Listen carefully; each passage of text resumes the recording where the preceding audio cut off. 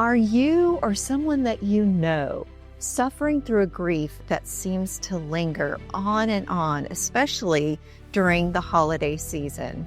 That's the topic that we're going to be addressing today on Flourish-Meant. I'm your host, Tina Yeager. And today I have a beautiful and powerful guest with me. Her name is Grace Humphries, and she is an 18-year-old singer and songwriter who's performed extensively with radio and media promotion tours and is a promising new voice in country and Americana music. She has a heartfelt holiday ballad that is new this year called 4 Years. Welcome, Grace. I'm so delighted to share your message on Flourish-Meant today. Thank you for having me.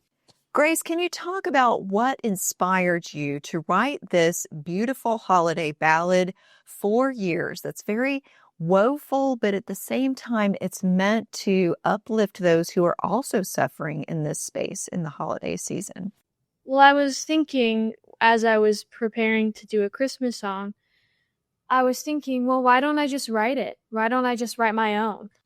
You know, it may not be the happy Jingle Bells song, but I was kind of thinking about all the Christmases I've had in my life, especially the Christmases after I lost my brother from brain cancer when I was 8. And, you know, he was my best friend, and our Christmases were filled with a lot of laughter and good cheer, and Christmases never really felt the same, even 10 years later. I mean, it gets better every year.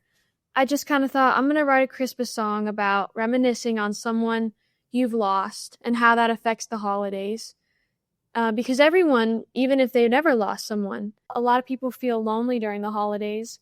Maybe they're searching for their life partner that they haven't found yet, and they really crave companionship. So that's really what 4 Years is about. That's such a great point, Grace, and so insightful for you to mention that there are so many different kinds of grief. People can grieve over lost dreams, things that haven't happened yet as well. How can we be more sensitive to those who aren't happy during the holidays? There's not really a time frame on grief and how other people process grief. Saying, why aren't you over it already? You know, it's a lot of people think that, unfortunately. And it's hard when you haven't gone through something like that for people to understand. You know, the thing about grief is, even if it's 10 years later after the fact, images still, pop up from time to time. Those don't go away, especially if it was a traumatic experience, like someone suffering from brain cancer. Those images stay with you forever.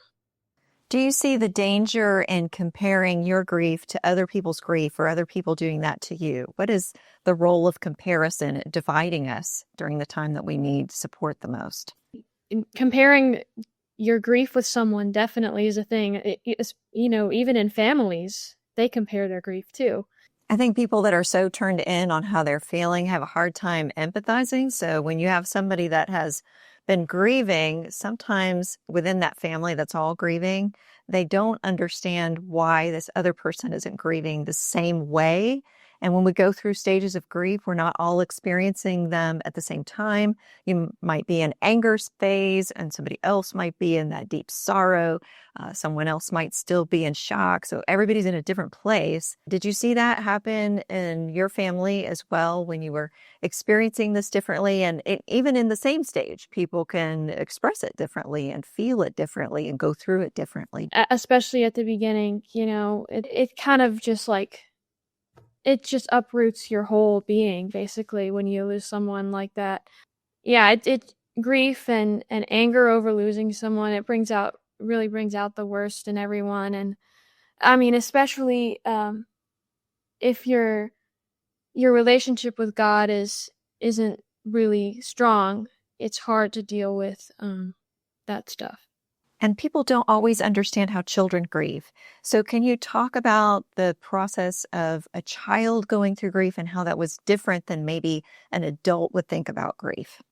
Well, at 8 years old, which is when I lost my brother, death is something you kind of conceptualize, like barely at 8 years old. Because at that age, most kids have never seen death, not even their grandparents, So that was my first introduction to death. And I didn't really quite understand it. I knew he was gone, but I was in so much shock, that I tended to isolate myself at school, and that affected my relationships with kids my age. It's something that is still impacting me 10 years later, because at that age, your brain's still developing. And Yeah, that idea of somebody in your family being there forever when you're a kid is something that you expect. And then when they're not, it uproots your sense of security, doesn't it? yeah, for sure. And with your parents losing a child, how did that affect you as a surviving child? Sometimes people forget about the grieving other child when a child is lost inside of a family. How did that impact you? That must have been very difficult.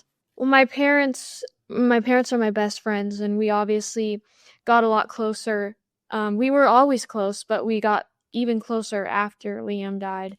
And they were the best, helping me through the grief. But other people outside of your family, did they kind of forget to check on you or did they do a good job of being supportive in your community? There were a lot of people at my school who knew, but didn't really check up on me. I would say maybe a couple teachers. My third grade teacher, I love her so much, and her husband, they were the best, and they were probably the only people that really, like, very tender with me during that time. But no students, no parents that at the school. I would say maybe my mom's friend, Jeannie, but there weren't a lot of people who understood. And I think that maybe if they kind of did, they didn't want me hanging out with their kids, you know, because I had the ghost brother.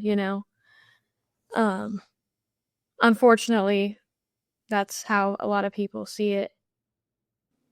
Did that affect your sense of belonging and esteem when you were just that very, very young and people were distant? I know people often are distant around grieving families because they don't know what to say. They're afraid to say the wrong thing, and sometimes they do say the wrong things. Did that give you a sense of feeling isolated and lonely, especially at the holidays? Absolutely.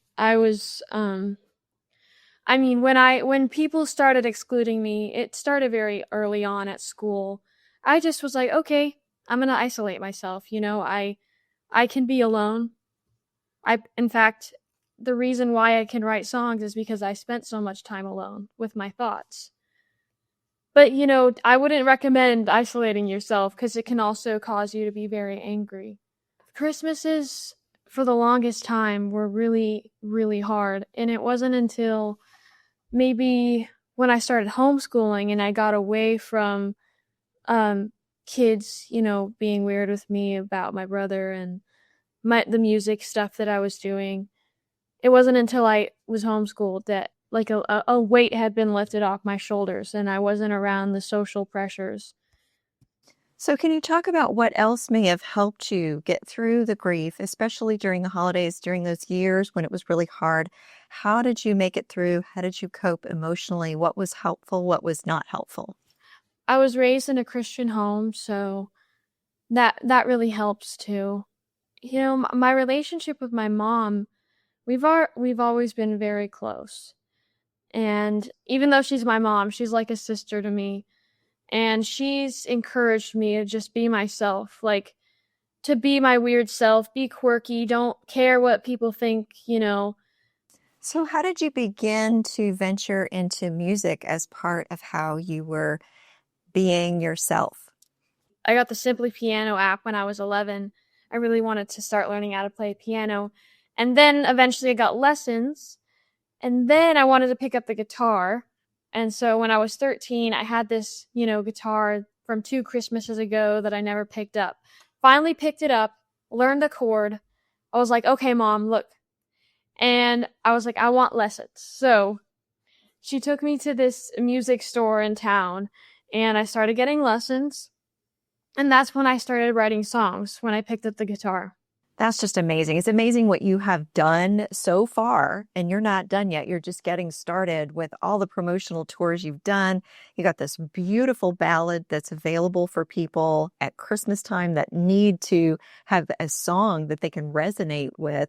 How can people access your music, follow you online, and hear all of the wonderful ballads and songs that you have, including 4 years? Yeah, so on Instagram, I'm at Grace Humphries Music. TikTok is the same. Facebook is the same. YouTube is the same. And I have a website, gracehumphries.com. And then I guess, when in doubt, look up Grace Humphries on Google and you'll find all the things. I hope that all of you listening were inspired to seek out Grace Humphries and check out all of her music, including the recent holiday ballad, 4 Years. And of course, I also hope that you will come back for the next episode of Flourish-Meant.